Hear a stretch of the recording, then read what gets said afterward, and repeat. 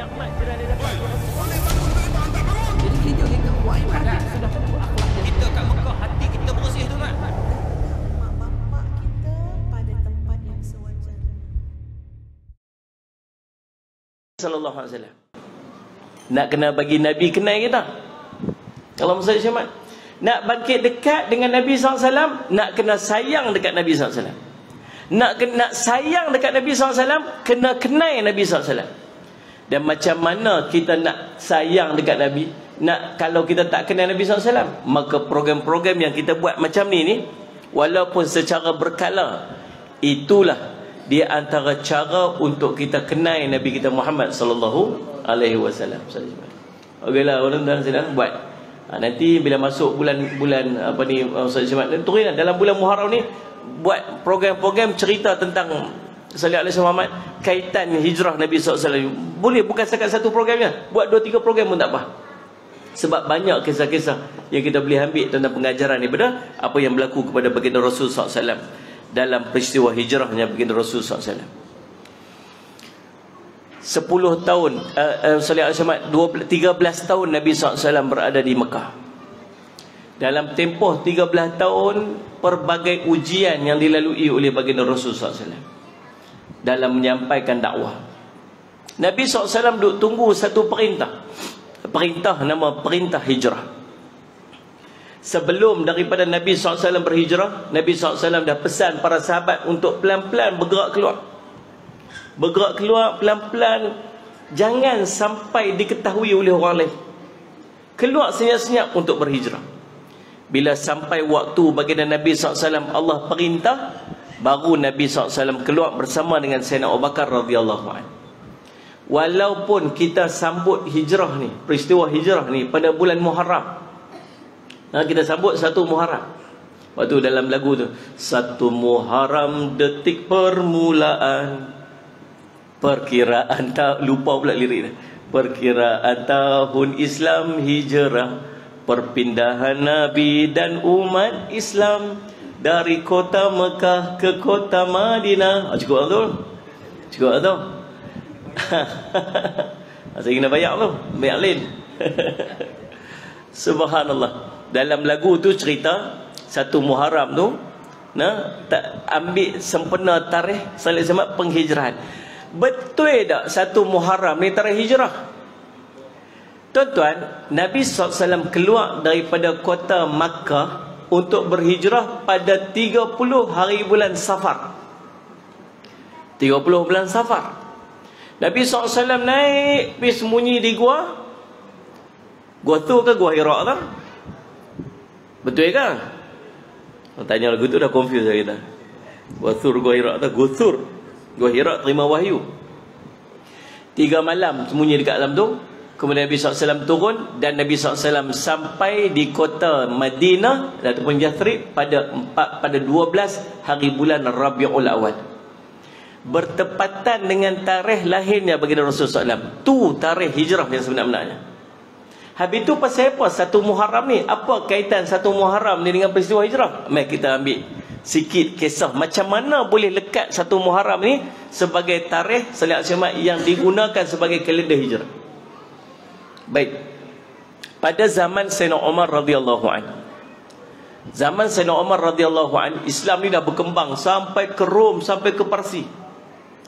Waktu peristiwa Khandaq atau Khandaq, perang Pakik tu, ada satu batu besar. Nabi SAW dipanggil, Rasulullah ni ada batu besar, kami tak boleh buat apa kat sini, tak boleh nak ketuk pun. Nabi SAW angkat ketuk dia, Nabi Bismillahirrahmanirrahim, pam, Nabi ketuk, keluar api. Nabi kata apa? Telah diperlihatkan kepada aku kota Parsi. Saya cuma kunci-kunci kota Parsi. Kemudian ketuk lagi, pam, aku telah diperlihatkan kepada aku kota Syam. Ketuk lagi, pam, telah diperlihatkan kepada aku kota Yaman. Orang-orang munafik waktu tu semua pekat gelak kat Nabi SAW. Dia kata apa? Ni subhanallah, umat Islam dalam kota Madinah ada lebih kurang sekitar 3,000 orang. Yang nak mai serang Nabi SAW tu ada lebih kurang 10,000 orang dalam perang Khandaq tu, perang Ahzab tu. Subhanallah, dalam keadaan duk takut macam ni pun boleh duk cerita, nanti kita akan buka US tu, kita akan tawan. Kata kalau Malaysia tak kita ni, Nu Amerika nu kita akan tawan. Nu sesama China nu kita akan tawan. Tuan-tuan, orang munafik gelak je kat Nabi SAW. Dan sungguh apa yang Nabi SAW nampak dalam perang tersebut berlaku pada zaman Sayyidina Umar radhiyallahu anhu. Sayyidina Umar pada tahun lebih kurang ke tahun ke-15 Hijrah berlaku pembukaan kota Parsi. Kuasa terbesar dunia pada ketika tersebut. Macam China, macam inilah. Buka kota Rom. Kuasa besar dunia waktu tu. Buka Yaman dan sebagainya. Bila? Waktu zaman tahun pemerintahan Sayyidina Umar radhiyallahu anhu. Tapi waktu tu isu dia tuan-tuan sekalian ialah communication. Masalah komunikasi. Masalah komunikasi macam mana? Surat hantar nak pergi dekat governor-governor mereka yang duduk jauh tu tuan-tuan, naik kuda, naik unta, perjalanan berbulan-bulan, kadang-kadang sampai setahun. Bila nak patah balik arahan tuan-tuan sekalian, Sayyidina Umar sampai surat satu safar tahun bila ni? Pasal waktu tu kita tak ada kalender kita sendiri. Zaman sebelum tu depa pakai apa? Depa guna tahun-tahun pengenalan tahun-tahun itu dengan peristiwa besar yang berlaku pada tahun tu. Anak hang lahir tahun berapa? Anakku lahir tahun puasa. Oh, tahu dah, tahun kedua Hijrah. Anak hang lahir tahun berapa? Oh, aku zaman sama ni, zaman tahun gajah. Oh, tu tahun tu waktu kelahiran Nabi SAW. Dia kenal tahun tu dengan nama-nama peristiwa besar yang berlaku pada tahun tu. Tapi tak ada nombor. Bila satu surat sampai kepada governor Sayyidina Umar radhiyallahu anhu, tu bertarikh 1 Safar. Diperintah untuk buat sesuatu pada 1 Safar. Dia confused. Ni 1 Safar tahun bila ni? Jadi Sayyidina Umar panggil para sahabat Nabi SAW berhimpun ramai-ramai. Mari kita mesyuarat macam mana kita nak wujudkan satu kalender kita sendiri. Rom ada kalender dia. Thailand ada kalender. Thailand kalender tuan-tuan 2000 lebih tahun dah. 2000 lebih. Sallallahu alaihi Muhammad lebih lagi daripada tahun Masehi ni. Saya pergi ke Allah SWT Utopia. Utopia ada kalender dia sendiri yang pakai sampai hari ni, yang pakai sebelum daripada kalender kita lagi, kalender Masehi.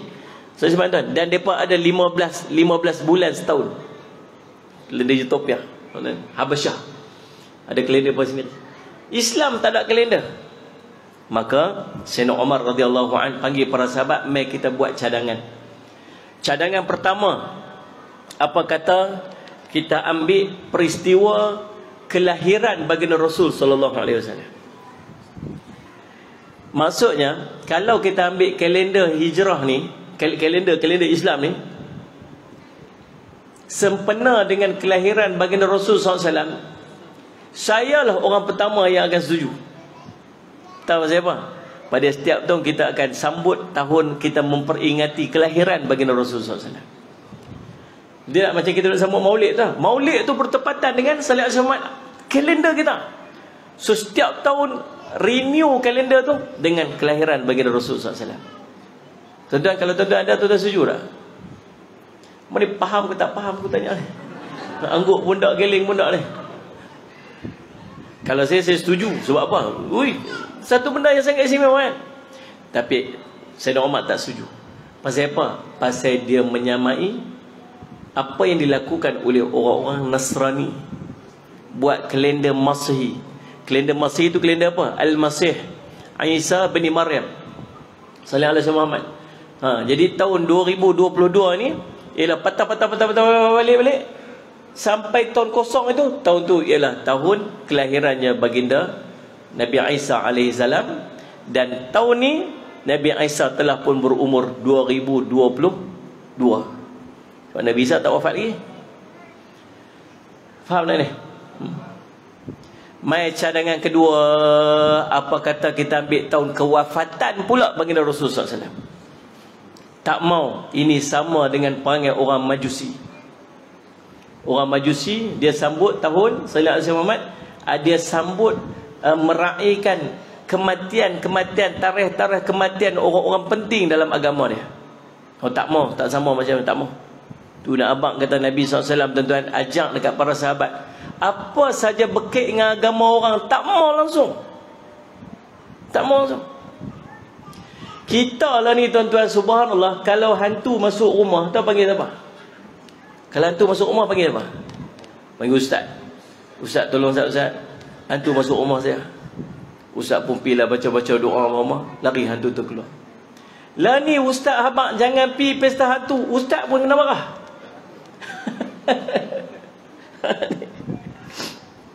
Dan dah baca tak pasal Bon Odori tu?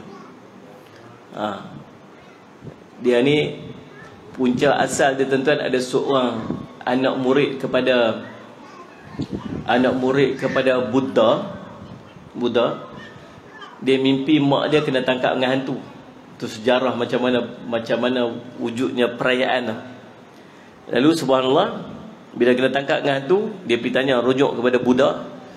Buddha bagi jawapan dekat dia untuk dia jamu sami-sami ataupun orang yang duduk dekat tempat dia tu, buat jamuan selama 3 hari. So dia pun buat jamuan. Kemudian lepas 3 hari, dia mimpi mak dia dilepaskan oleh hantu. Clear dah?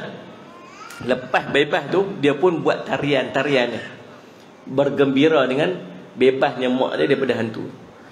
Dan Allahumma shalli, peristiwa tersebut dijadikan sebagai sebab perayaan kepada penganut-penganut agama Japanese Buddha. Japanese Buddha. Dan dia berterusan sampailah ke hari ini. Jadi subhanallah, kita duk pesan, kalau ada benda-benda yang berkait dengan agama orang, tak payahlah kita duk pergi campur. Kita ada banyak perayaan-perayaan kita sendiri yang kita boleh sambut. Apa yang bersangkut dengan agama orang, tak payah duk campur oleh. Nabi SAW pernah biarkan rambut dia sebab tak mau sikat rambut sama macam orang-orang musyrikin. Sampai Allah perintah Nabi SAW untuk sikat belah rambut sama macam orang-orang ahlul kitab. Sebab tak mau langsung sangkut dengan agama orang lain. Dulu-dulu mak ayah kita tuan-tuan, tok nenek kita tak bagi kita pakai topi cepiau tu, topi cepiau. Topi topi dia bagi apa tu? Topi zudu. Kampung saya sebut topi cepiau. Nak hijau pun tak reti cepiau tu. CHEPIEOW tu. Topi sudu tu. Tahu pasal apa? Pasal tak mau sama macam orang yang mai jajah negara kita ni. Tak mau sama. Apa yang berkait dengan orang tak mau bagi sama. Kita ada identiti kita ada jiwa, kita ada, sampai ke tahap macam tu. Dulu-dulu mana kita nak tengok orang tu sekalian pakai macam agama orang lain. Lah ni mai time raya Christmas yang duk pakai macam Santa Claus dan Santa Rina tu, anak-anak perempuan, anak lelaki kita yang duk kerja dekat supermarket. Sallallahu Muhammad.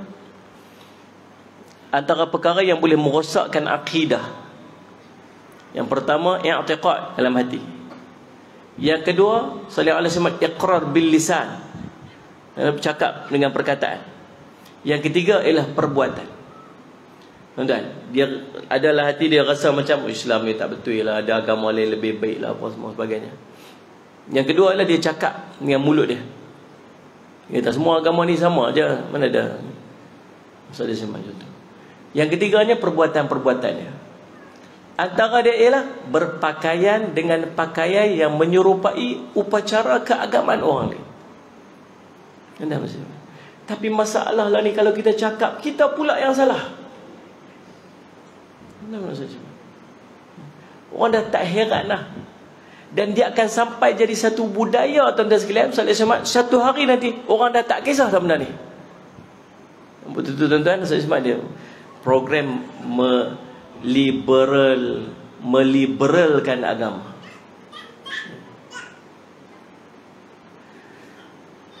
Saya tak tahulah tuan-tuan tahu ataupun tak. Tahun 2021 ada satu program. Allahumma salli ala sayyidina Muhammad. Kempen LGBT, dia ada satu, nama dia Pride 2021. Pride 2021. Pride 2021 ni tuan-tuan, satu perayaan kempen menormalisasikan LGBTQ ni kan. Dan semenjak tahun 2021 banyak syarikat-syarikat besar dalam dunia ni yang contribute dengan program ni. Kalau tuan-tuan pergi dekat kedai-kedai kasut, contoh kedai kasut yang international punya kasut tu, yang tuan-tuan duk pakai tu, anak-anak kita duk bangga pakai tu, tuan-tuan akan jumpa kasut-kasut yang kasut tu dia ada label-label pelangi. Tadi saya sempat singgah shopping complex tadi. Saya sempat pergi beli barang tadi. Saya singgah dekat satu kedai kasut. Dia bubuh tag dekat situ. Dia gantung dekat tag. Dia ada kasut, satu kasut dia, kasut yang famous lah kasut tu. Dia buat lining kat kasut tu, lining pelangi. Lepas tu dia gantung dekat kasut tu. Dia tulis tu, apa maksud pada kasut ni? Contribution dia kepada program Pride 2021, dia bagi 200,000 untuk program tersebut dengan melalui beberapa NGO, dan dia buat kasut khas untuk promosi kasut. Nampak kita sedang menormalisasikan keberadaan LGBT dalam kehidupan kita. Baru ni alhamdulillah kita ucap tahniah kerajaan Malaysia blok satu movie untuk anak-anak kita, nama Buzz Lightyear. Ada Buzz Lightyear. Tuan-tuan tahu ke tak tahu ni? Tahu, semua tak tahu. Payah ke duk bercakap dengan orang handphone tak tahu ni. Kami duk pegang tasbih, Allah mana tahu benda ni semua. Buzz Lightyear ni kisah dia salah satu watak yang ada dalam Toy Story 1, 2, 3, 4 tu. Kan sejauh dan satu watak gitu. To infinity and beyond. Nah, itulah dia tu. Kan? Tuan-tuan, subhanallah selamat. Dalam program, dalam movie itu tuan-tuan, ada satu adegan sallallahu alaihi Muhammad, Allahumma salli Muhammad. Salah satu daripada watak utama dekat dalam movie tersebut, dia duduk, dia berkahwin perempuan dengan perempuan. Ni cerita ni yang tengok ni bukan kita lah. Ni anak-anak kita ni. Dalam movie tu ada kahwin, ada watak utama, ada salah satu daripada watak utama dia berkahwin perempuan dengan perempuan, dan dia ada anak seorang, dia belah. Dan ada bercium kat dalam tu. Tuan-tuan, dalam Netflix kita lah ni ada satu movie tuan-tuan, ada satu cerita bersiri, tajuk dia tuan-tuan, Allahumma salli Muhammad, yang related dengan Jurassic Park kartun. Dan dalam tu juga ada unsur LGBT. Yang ni kita tak boleh blok pasal dia duduk dalam Netflix. Dan bermula tahun lepas ataupun tahun berapa ni tuan-tuan sekalian, Netflix sangat mempromosi LGBT. Hampir setiap movie dia ada unsur LGBT. Apa tahu ke tak tahu ni? Maksudnya apa? Dia bawa kita supaya kita sudah tidak muak dan tidak keji dengan LGBT.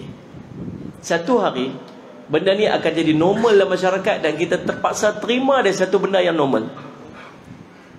Jarum dia sangat kuat tuan-tuan. Tuan-tuan, orang tak heran, anak-anak Melayu kita tuan-tuan boleh keluar dating, dua-dua perempuan sama perempuan pegang tangan. Hari ni kita punya first date, bawa pergi berjumpa, ambil buat vlog. Sallallahu alaihi Muhammad. Buat video, buat reel dekat Instagram. Jumpa pergi dating, bawa pergi Cameron Highland tuan-tuan. Malam tu pipi dua-dua orang Cameron Highland, pergi check in hotel lagi. Ada anak lelaki, anak Melayu lelaki, Sallallahu alaihi Muhammad, sarung cincin, kami akhirnya bertunang, #till jannah. Naik termuntah aku tengok. Lepas tu pi dua-dua dah bertunang dah, pi Cameron Highland juga. Tuan-tuan, bubuh ni apa ni strawberry kat mulut, kawan tu tokok sebelah, belaga misai. Astagfirullahaladzim. Tuan-tuan, nak tunjuk apa? Dan orang tak heran. Ada ambil tindakan? Tak ada. Adalah orang maki-maki, kecam-kecam, ada dia heran, tak ada masalah apa. Bahkan dia mendapat sokongan yang sangat hebat. Kami sokong, takut apa? Dan secepat. Banyak benda yang kita sedang berhadapan ni tuan-tuan sekalian lah ni. Sebab tu dia antara kita ni kita yang duduk kat dalam masjid ni belum tentu selamat lagi. Dia ni. Kita tengok 2-3 benda saya duk cerita tu, kita mungkin perasan. Anak kita tengok lagi banyak pada benda tu, tuan. Anak-anak kita memanjang doa ni.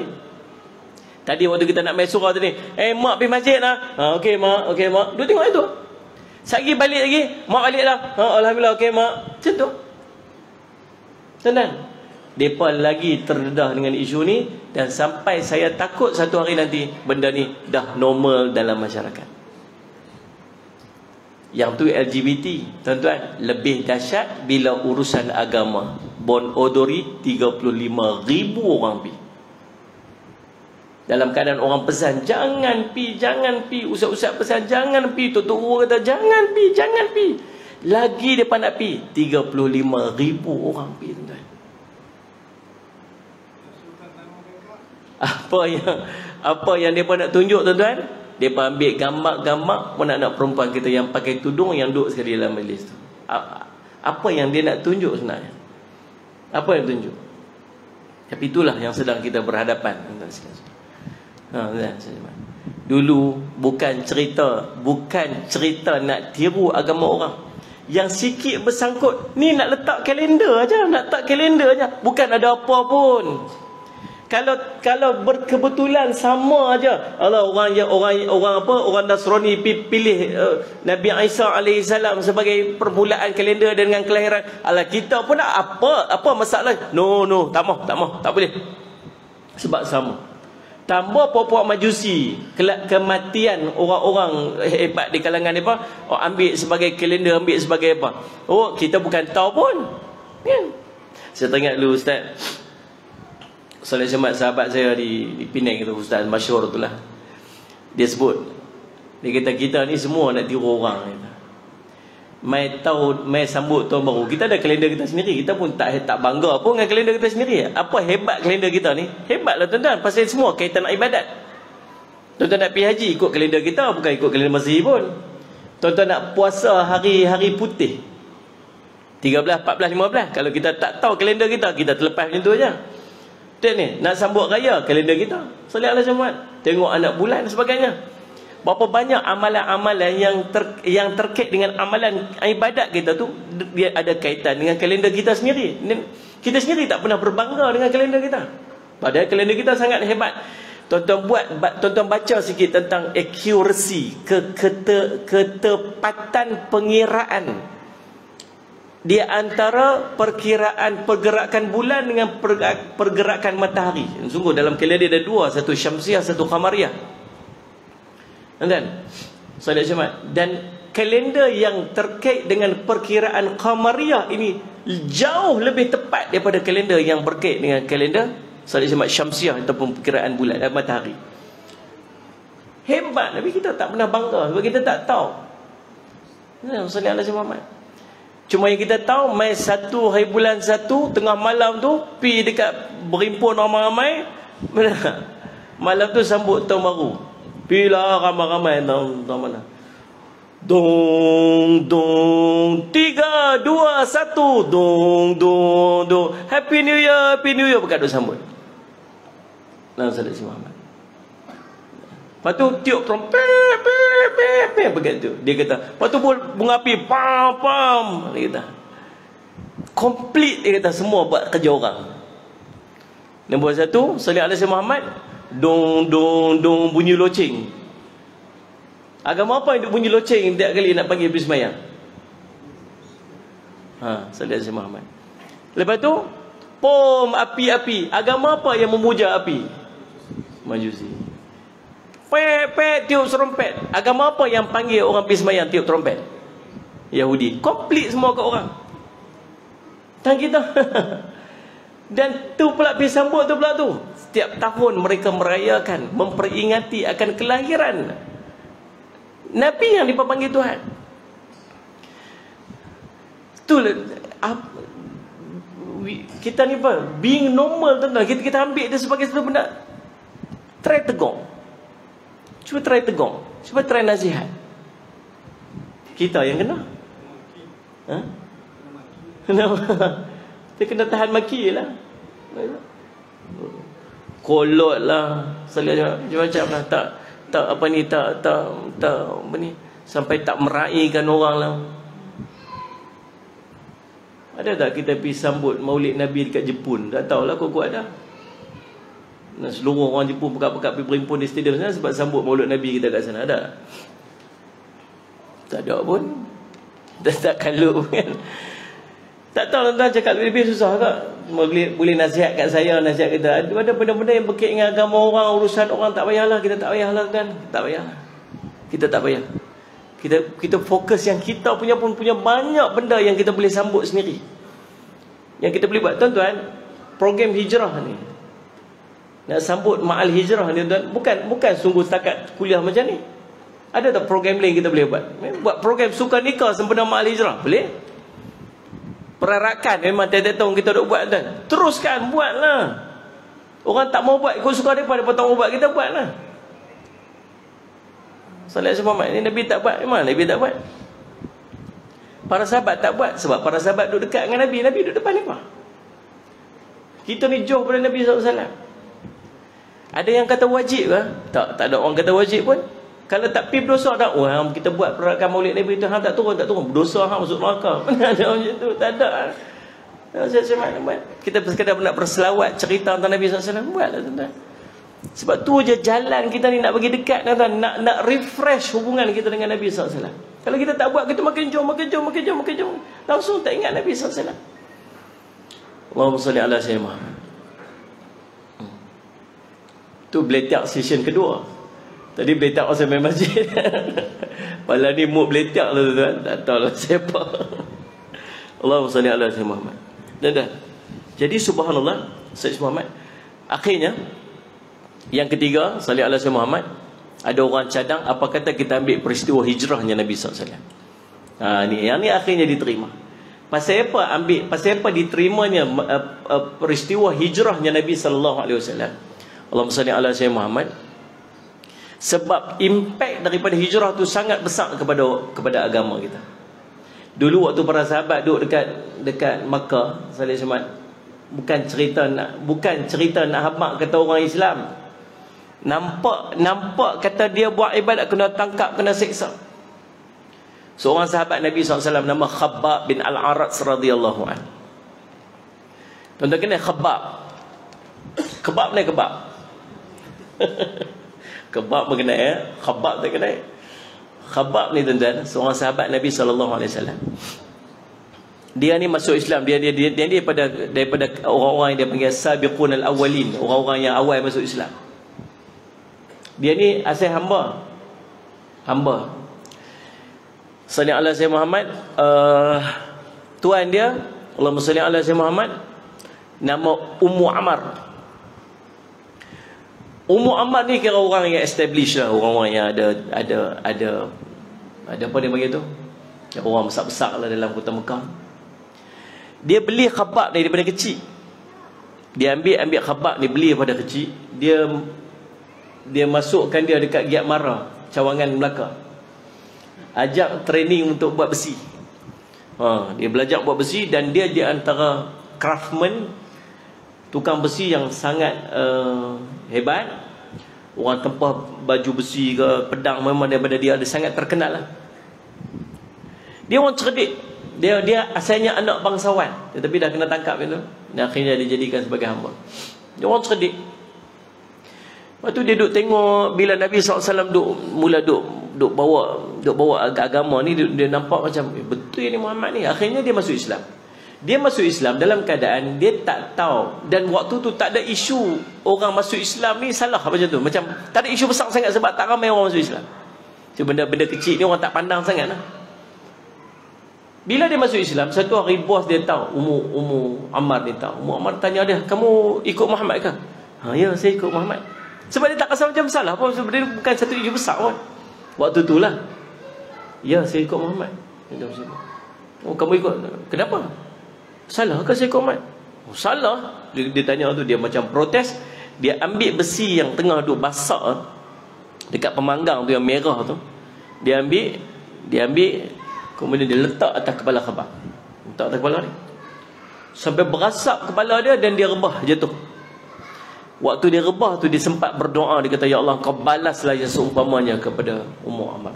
Dan Ummu Ammar di waktu selepas hijrahnya Nabi SAW, memang dia sakit kepala yang teramat.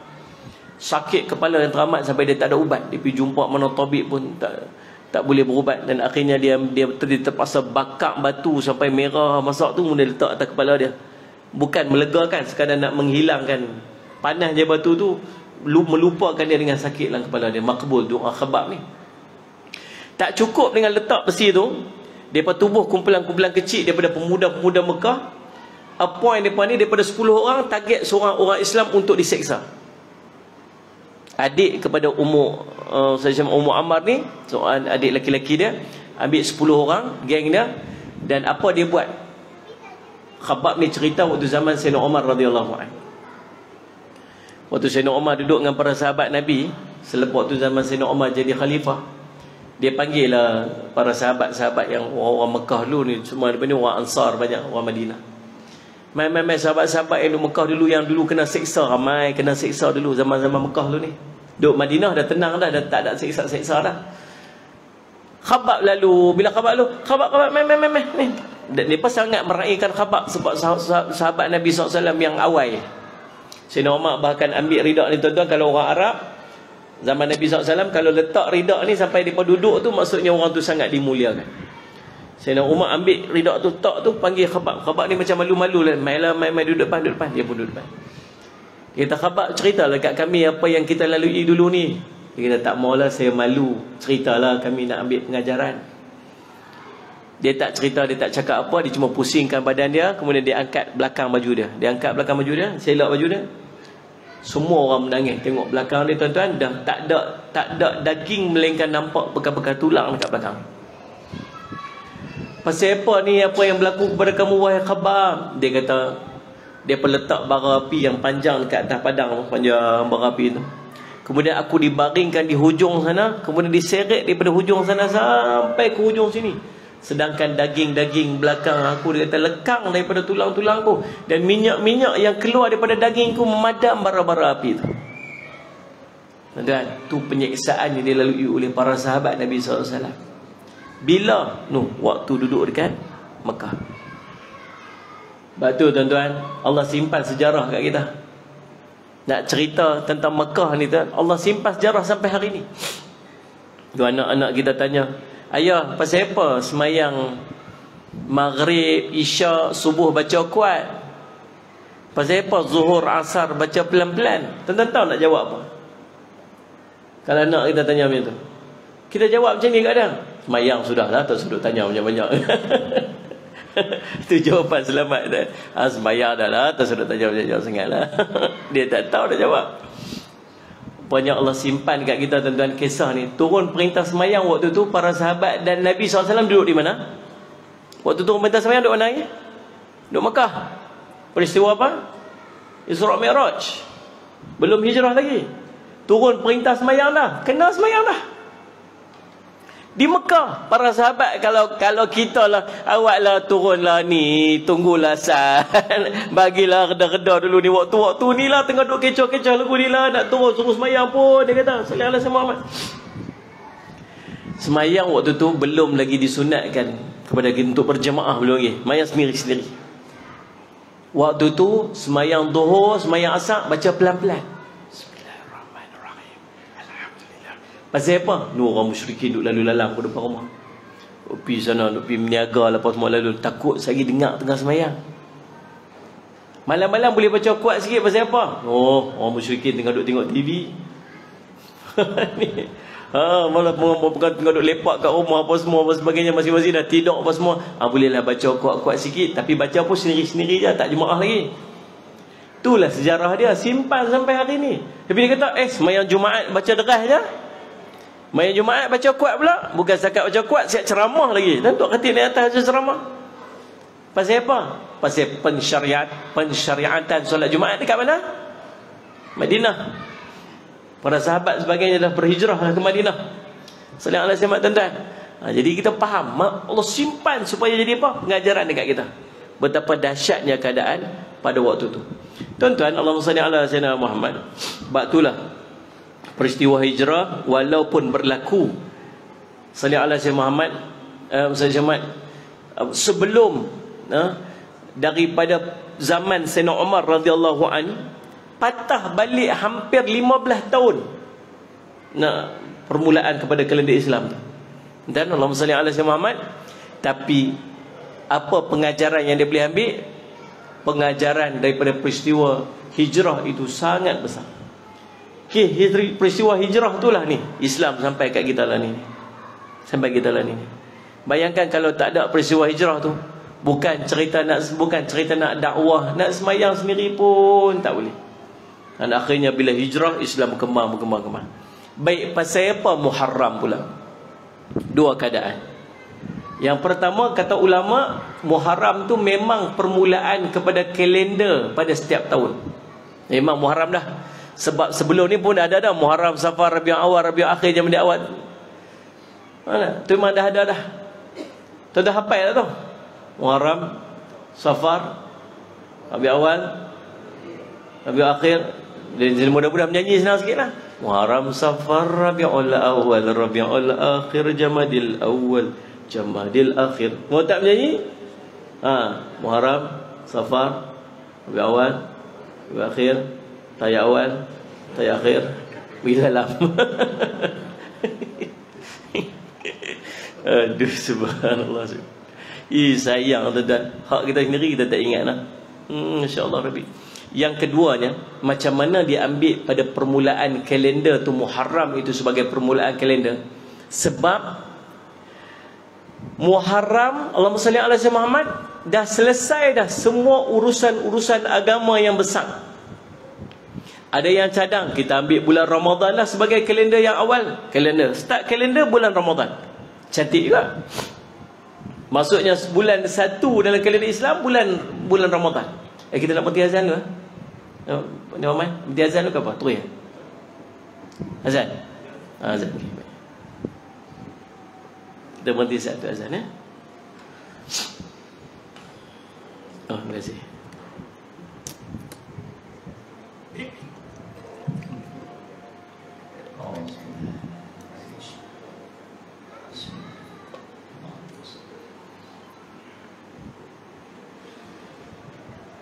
Allahu Akbar, Allahu Akbar.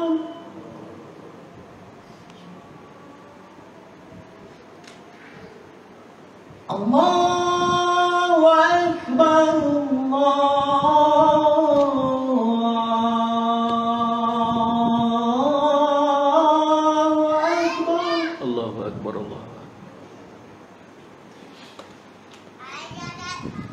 أشهد أن لا إله إلا الله أشهد أن لا إله إلا الله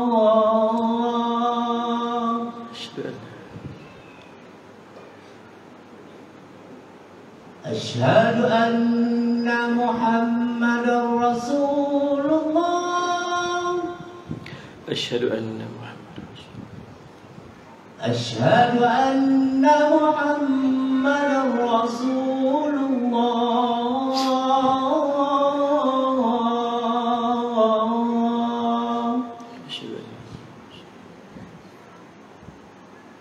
حي على الصلاة لا حول ولا قوة إلا بالله حي على الصلاة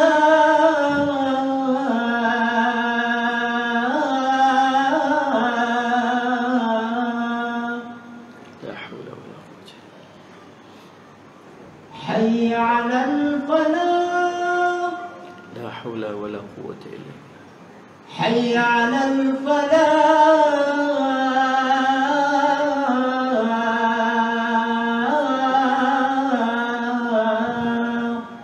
لا حول ولا قوة إلا بالله الله أكبر الله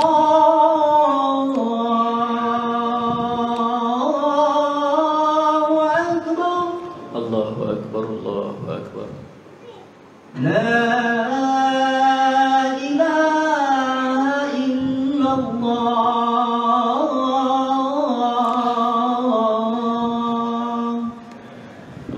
ala sayyidina Muhammad. Allahumma rabb hadhihi al-tamah salatul qa'im ati sayyidina Muhammadin wasilatul fadil wasyarafat maqam innaka la tukhliful mi'ad.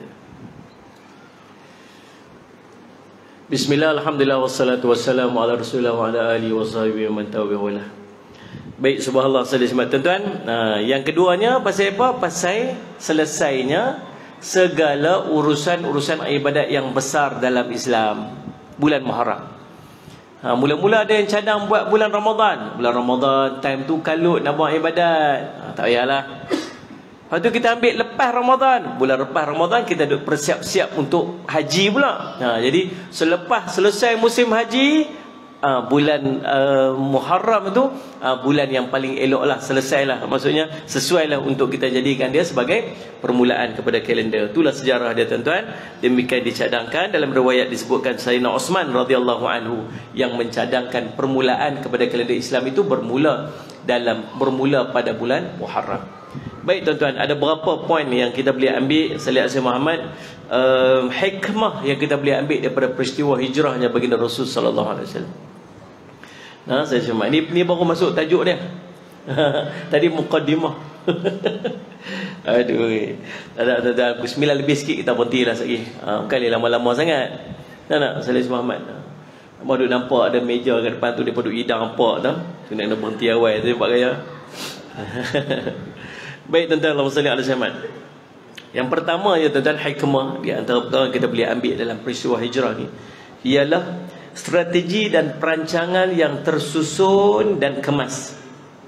Nabi SAW tunjuk dekat kita macam mana perancangan yang kemas ini, yang tersusun ini, dia menghasilkan kejayaan.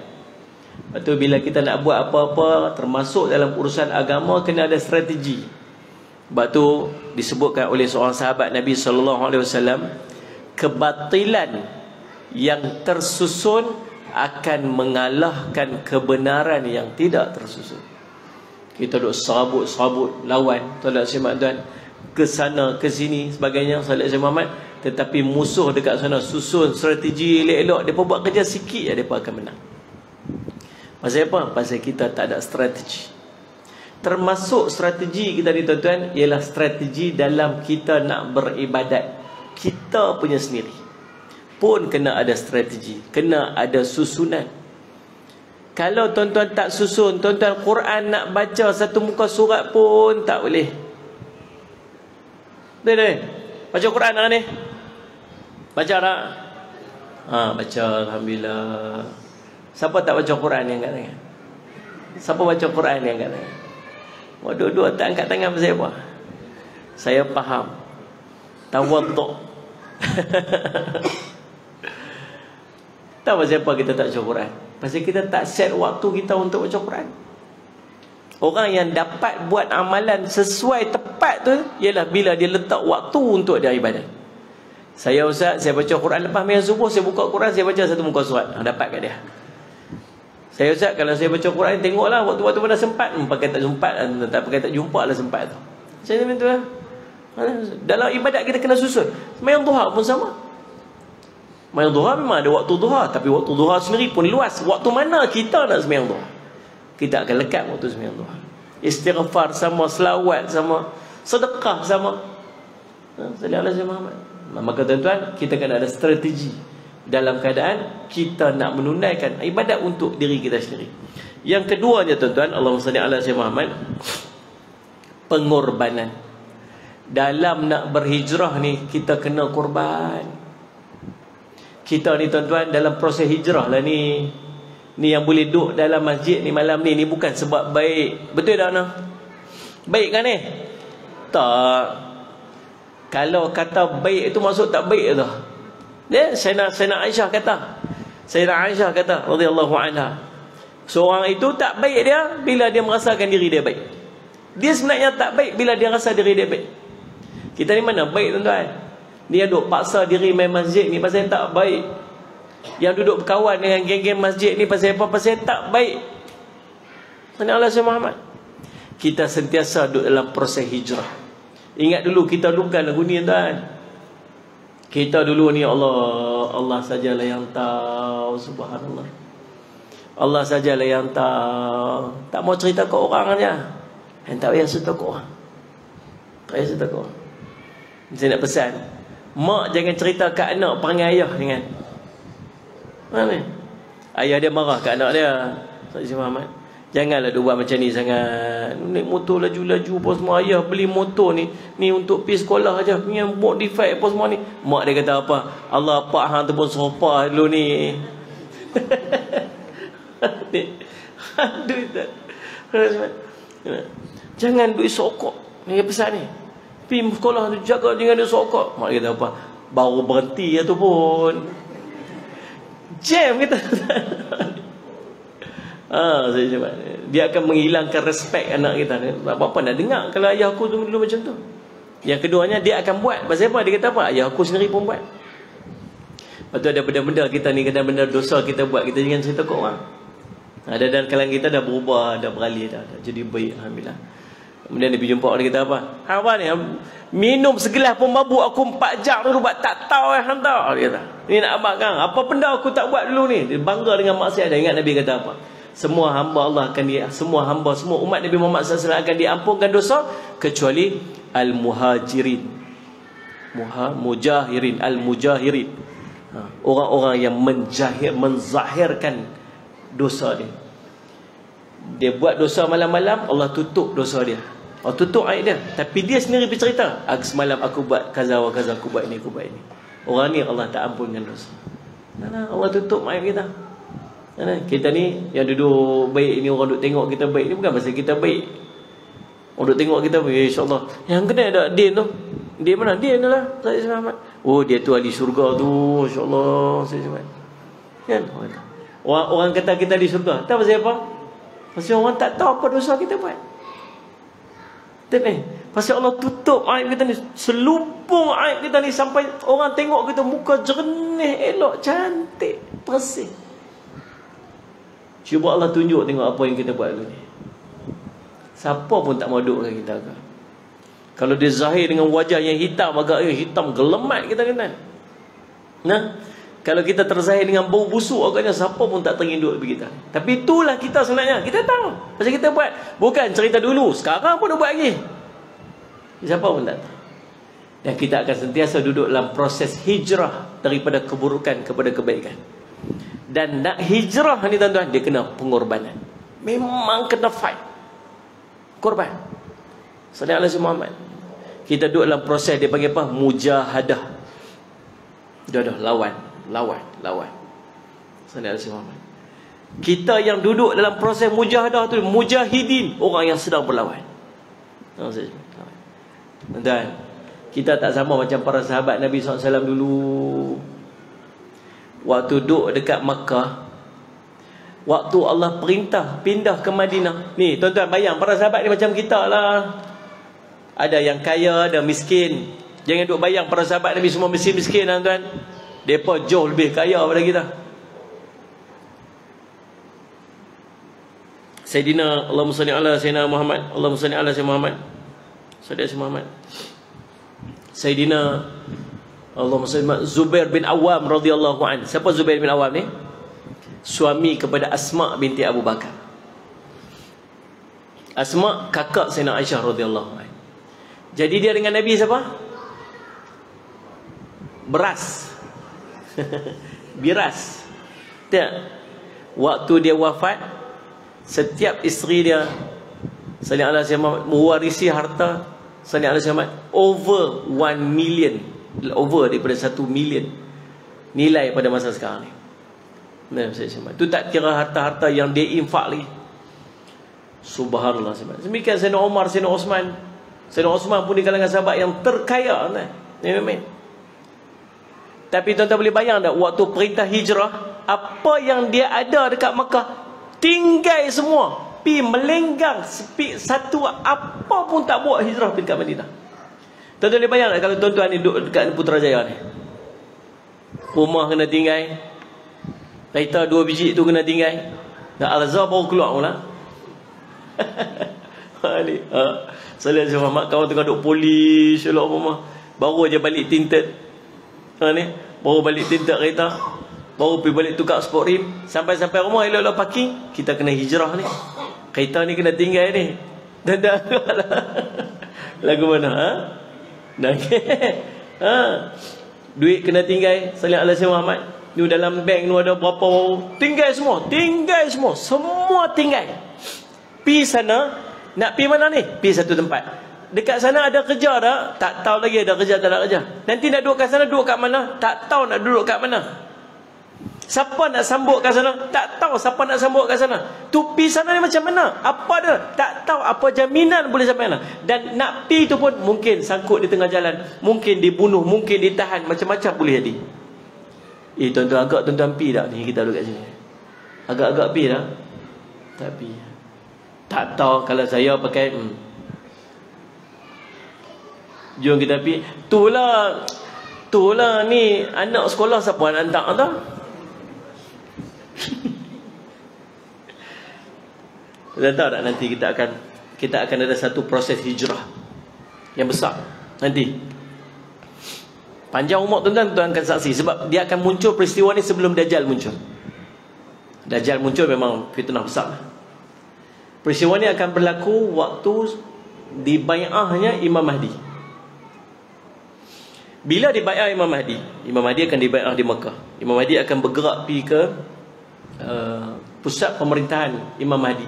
Dan pusat pemerintahan Islam seluruhnya waktu itu ialah di Baitul Maqdis. Situ tempat pemerintahan. Dan waktu tu kita semua ni, termasuk yang duduk kat sini, asal dia orang beriman aja, dia kena pi berbai'ah dengan Imam Mahdi. Semua kena pi. Nabi katakan, ataituhum walau habwanu ala salj. Kamu datangilah dia walau kamu terpaksa kena merangkak atas salji. Kata Ibnu Kathir, menggambarkan kesusahan. Payah macam mana pun, susah macam mana, hang kena pi juga. Pi. Tak mana dia ada. Tuan-tuan, bila sampai waktu tu, kita semua kena keluar. Tinggal semua tuan-tuan, tinggal. Lah ni tak payah lagi, pasal dia tak ada lagi. Belum zahir lagi. Dia duduk packing barang dan apa semua. Siap dah kat rumah dengan boot tie apa semua, pakai life jacket semua. Buat apa ni, ada orang telefon saya tu, Ustaz kami dah ready ni. Ready pergi mana? Kami dah ready Ustaz ni, kami dah siap dah. Nak pergi mana ni? Kami nak pergi cari Imam Mahdi. Imam Mahdi ada lagi? Tak ada lagi. Lepas tu nak pergi cari mana benda tak ada lagi. Tunggu Ustaz, nanti dia dah apa pergi? Nabi ada kena pergi? Memang kena pergi. So maksudnya waktu tu kita kena tinggal semua. Pi bukan pi saja, kena perang. Dia ada satu disebut Malhamah Kubra. Malhamatul Kubra. Perang besar yang akan berlaku. Waktu tu kita akan berperang dengan tentera Rom. Peperangan ni akan berlaku 4 malam. Semua orang Islam yang tinggal semua harta dia, tinggal semua ni, pi sana kena perang. Tu dah agak macam mana kita. Saya ingat tang tinggal tu pun tak lepas dah. Bukan cerita perang tu. Tang tinggal ni ada orang ulama kita berkata, tuan-tuan sekalian kat Putrajaya ni kita nak siap-siap, kita nak pergi jumpa Imam Mahdi. Itulah Ustaz, bukan tak mau pergi Ustaz, itulah. Saya ni tak ada siapa nak hantar anak sekolah. Yang tu lah dia kira. Ni Ustaz ni bil telefon saya. Ustaz sembang boleh lah Ustaz ni, bil telefon siapa nak bayar Sokah Ustaz lah. Nanti tinggal pi sana perang.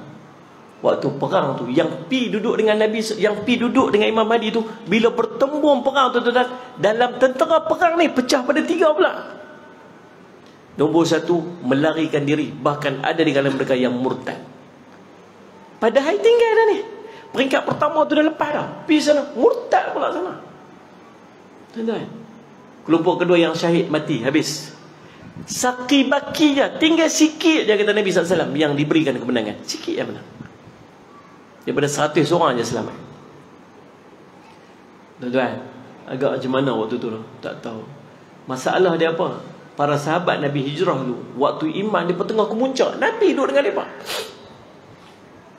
Kita Nabi jauh, iman kita duduk tuan-tuan ni macam ni ya. Bukan cerita berjihad fisabilillah. Azan subuh pun tak bangkit. Sungguh tuan-tuan. Tak ada siapa pun tunggu kat depan ni. Masuk masjid aku tembak. Mana lah. Tu pun hampak sejadah. Allahu Akbar, Allahu Akbar. Ni abang jadi imam ni. Jadi makmum kat belakang. Mayang lagi bini kat rumah. Masjid kat bawah ni dia duduk kat atas tu ya. Tu nak pergi berjihad nanti. Nak tinggal semua kampung halaman. Nak pergi bai'ah dengan Imam Mahdi. Seimam bukan main. Tepuk meja bergegar tuan. Ini semua fitnah Dajjal ni. Ini semua apa. Semua orang kena. Dia suara je betul. Tuan-tuan, subuh pun tak main. Subhanallah sebenarnya. Ya Allah, saya takutlah tuan-tuan. Sebab kita memang duduk di ambang tu. Waktu-waktu tu.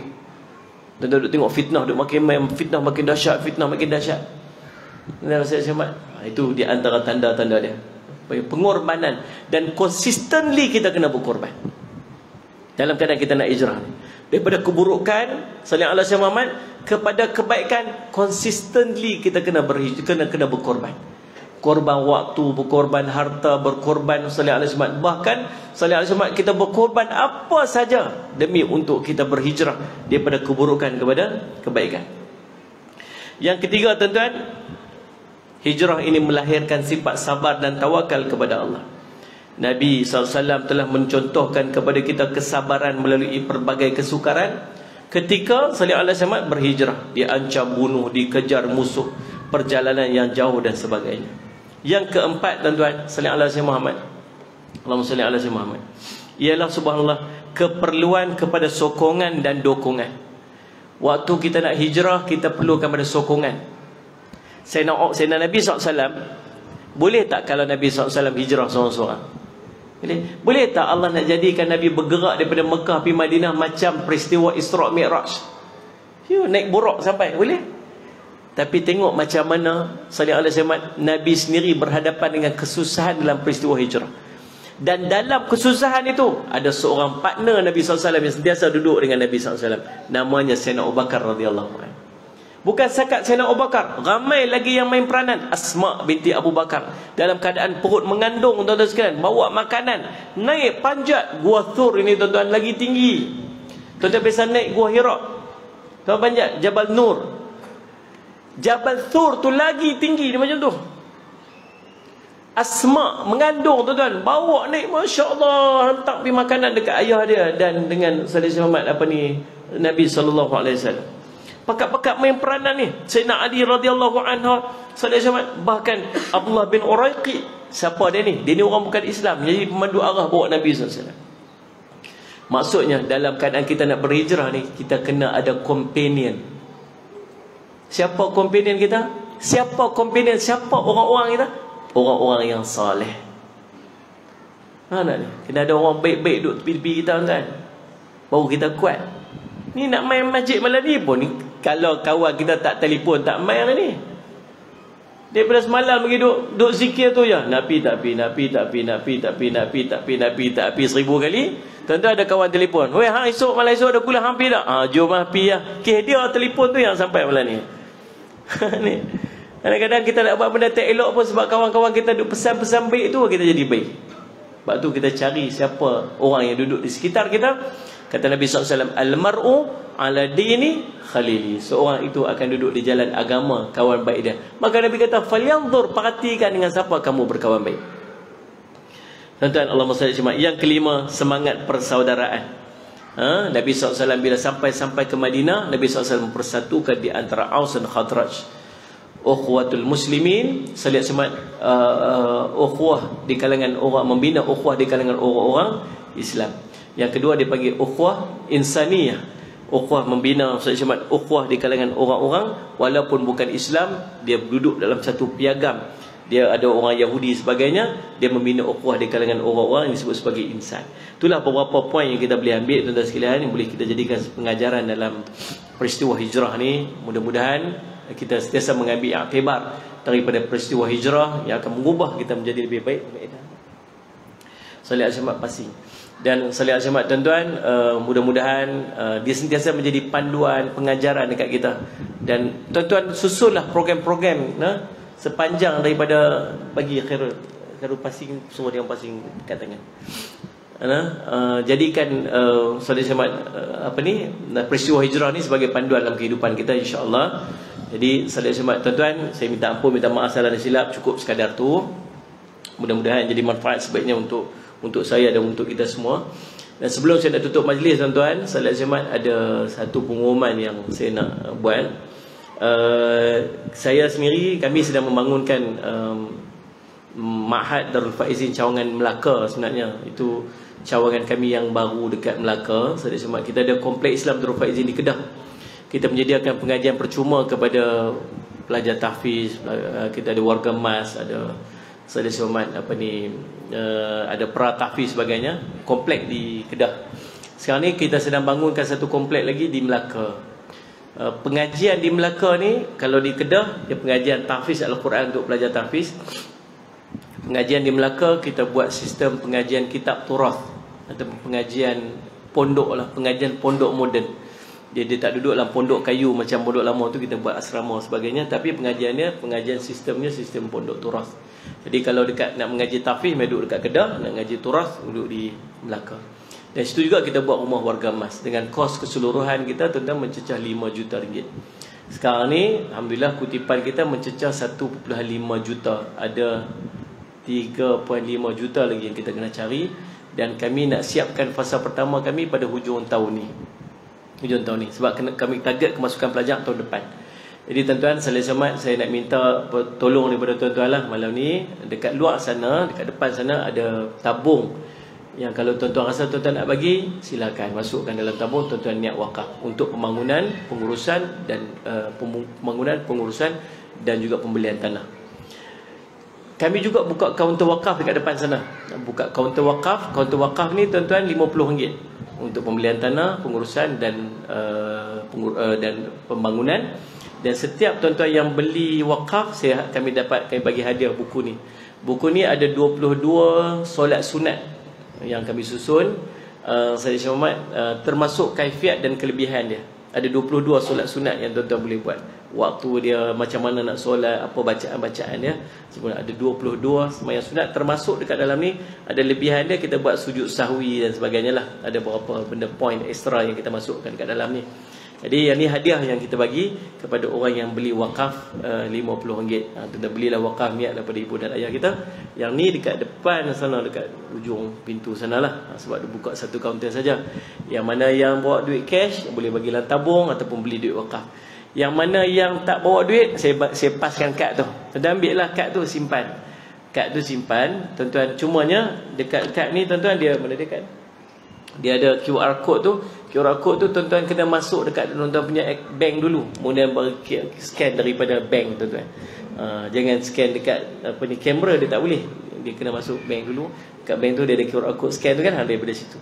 InsyaAllah tuan-tuan bagilah infak. Mudah-mudahan jadi manfaat dekat kita. Salat Jumaat. Jadi niatlah pada ibu dan ayah kita, bagilah insyaAllah 3.5 juta. Saya ingat settle kat malam ni je lah kot.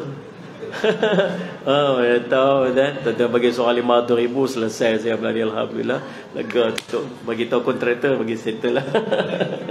Alhamdulillah, insyaAllah. Terima kasih banyak-banyak atas perhatian tuan-tuan sekalian. Terima kasih banyak-banyak, insyaAllah kita jumpa lagi dalam masa ketika. Aqul qouli hadza wa astaghfirullah li wa lakum. Wassalamualaikum warahmatullahi wabarakatuh. Waalaikumsalam warahmatullahi wabarakatuh. Lebih dahulu kami daripada pihak Surah Al-Falah mengucapkan ribuan terima kasih kepada yang berbagai ustaz atas perkongsian malam ini. Bersama-sama kita berdoakan semoga ilmu yang kita dapat daripada yang berbagai ustaz kita panjang-panjangkan kepada sahabat-sahabat kita yang belum hadir. Dan sedikit rumusan saya buat pada perkongsian ustaz tadi berkenaan dengan hijrah. Perkara yang penting adalah berkenaan pengorbanan. Jadi apa saja yang kita kena buat,